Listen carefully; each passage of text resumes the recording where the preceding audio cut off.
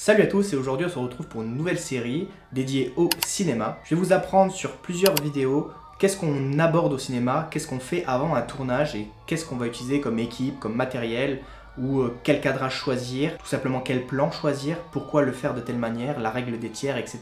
Il y a plein de choses à savoir et vous allez voir qu'après cette formation, vous allez en sortir vraiment meilleur et vous allez pouvoir faire des vidéos qui sont vraiment exceptionnelles. Bien entendu, on ne va pas pouvoir se retrouver toujours avec un coéquipier ou une coéquipière qui va vous filmer, qui va vous aider à faire le son, qui va vous aider à faire de la lumière.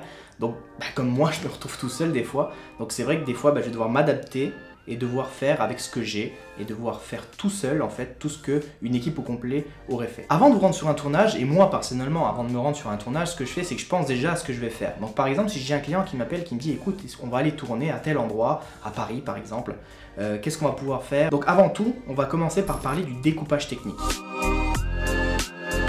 Le découpage technique, ça va être très important parce que c'est ce qui va vous permettre de choisir à l'avance vos plans pour pouvoir ensuite les monter au montage. Ça va vous faire gagner du temps et ça va vous faire gagner de l'argent. Le découpage technique, il est souvent réalisé par le réalisateur, ce qui est tout à fait logique parce que c'est lui qui fait un peu la direction, on va dire, des mouvements de caméra, qui fait un peu la direction artistique qu'on a sur nos caméras. En fait, c'est tout simple, c'est juste un tableau. Donc vous prenez un tableau et vous allez mettre dedans les axes de caméra, le plan, comment il va être, si c'est un plan serré, un plan large, mais les plans, on les verra plus tard. Pour l'instant, je vous explique juste le document technique. Donc en gros, vous allez mettre ça. Il peut y avoir aussi des effets sonores, donc par exemple, tel, grosse explosion, etc. pour le dynamisme, filmer de telle manière, le mouvement de la caméra, tout ça, tout ce qui est important avec votre caméra que vous allez faire, vous allez le mettre dans ce document. Et ce document, par la suite, tout le monde va pouvoir le lire dans votre équipe, si vous avez une équipe, ou sinon vous pouvez vous-même vous le mettre dans votre téléphone. Moi, c'est ce que je fais habituellement, je mets dans mon téléphone, voilà, je vais faire un plan à tel endroit, ramener telle personne, donc je vais faire marcher telle personne pour ramener dans un lieu, ensuite je vais filmer le lieu, etc. Mais tout ça, ça se prévoit en avance, vous pouvez pas le faire sur le tas comme ça, sans prévoir quelque chose. Forcément, vous y avez pensé, forcément vous vous dites, ouais mais attends, si je fais marcher de telle manière mon client, et qu'ensuite il se retrouve à tel endroit, forcément je vais filmer l'endroit, je vais pas filmer un autre endroit qui n'a complètement rien à voir. Vous voyez, il faut quand même qu'il y ait une suite logique, il faut quand même qu'il y ait une histoire en fait. Et ça en fait, ça va vous permettre de créer une histoire.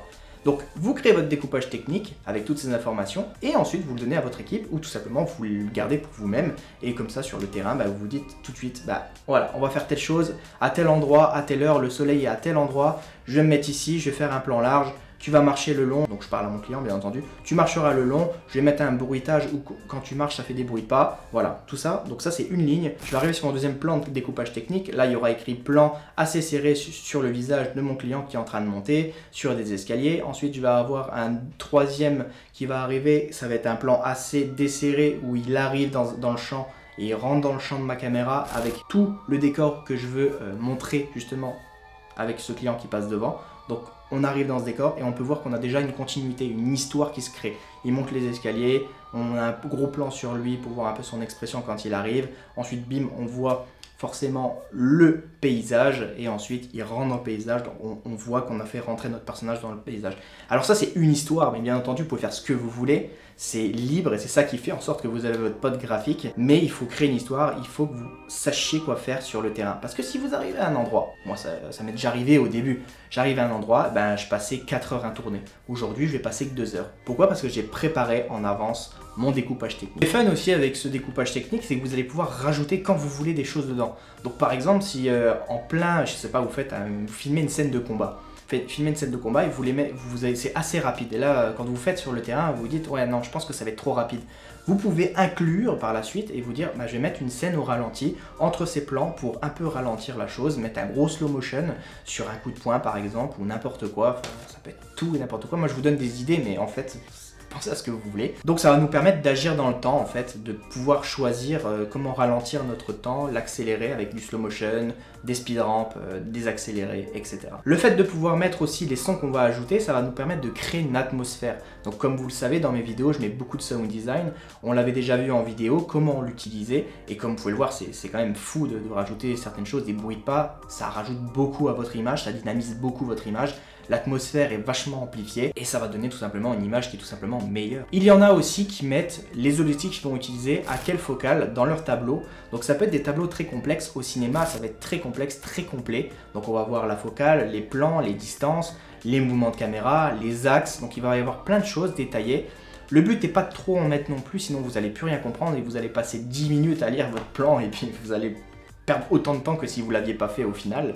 Mais c'est vrai qu'il faut quand même détailler les choses les plus importantes que vous avez utilisées dans vos plans. Vous allez pouvoir, dans votre découpage technique, parler de suspense. Vous allez pouvoir créer ce suspense avec l'atmosphère que vous avez créée, donc le sound design, comme on en parlait tout à l'heure, avec les plans, les différents axes de caméra, parce qu'il y a différents axes de caméra qui vont apporter certaines choses à votre image, mais vous allez pouvoir aussi créer un événement grâce justement à votre découpage technique qui est bien fait. Et ensuite, la chose la plus importante que vous allez mettre dans votre découpage technique, c'est le cadre. Le cadre, c'est vraiment ce qui va faire en sorte que vous allez donner de la puissance à votre image. Donc que ce soit un gros plan, un plan serré, un plan en contre-plongée, un plan demi-ensemble, un plan américain. Donc ça, je vais vous l'expliquer dans une prochaine vidéo et vous allez tout de suite comprendre ce que ça va rapporter à votre image de bien choisir ses plans en avance. Pour moi, c'est le plus important de bien choisir mes plans. Pourquoi je le fais de telle manière? Parce que j'arrive à créer mon histoire comme ça. En fait, comme tout à l'heure, je vous l'ai expliqué avec mon client qui arrive, qui monte les escaliers et tout.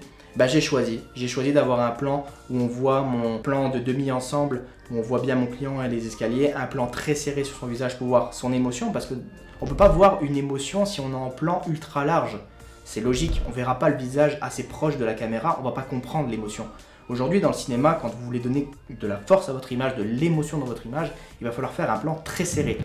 Il existe des plans serrés où on a tout le visage au complet dans son plan, mais il existe encore plus serrés, des plans très serrés qui vont couper le front et qui vont carrément arriver au menton. C'est pour ça que c'est très important de choisir ces plans en avance, vous allez pouvoir, comme je l'ai dit, bien créer votre histoire. On se retrouve pour une prochaine vidéo qui va être les cadres. Bye bye tout le monde.